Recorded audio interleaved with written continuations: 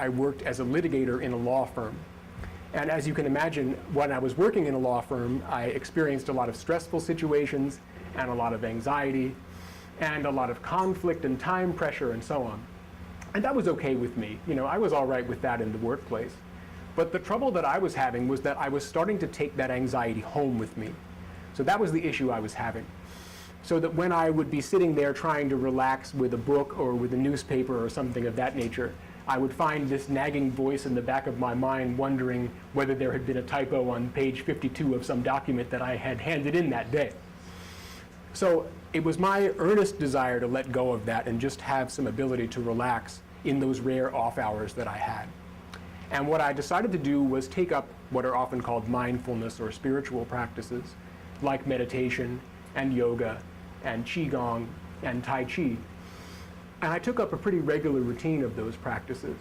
And I did find almost immediately that it was helping me get a good night's sleep and let go of a lot of the tension that I was carrying around from the day. But after a few months of doing these practices, I started to notice something else. And that was that the effects of these practices, the inner peace and the sense of centeredness that they were bringing me, was actually starting to seep over into my work. Yeah, amazing, isn't it? So what I started to notice was that my work felt a little easier, and it felt like I was getting out of the office a little bit earlier in the day, and that I was completing my work in a shorter period of time. So after a couple of years of doing these practices, after I was getting even deeper into them, what I started to notice was something else that was interesting.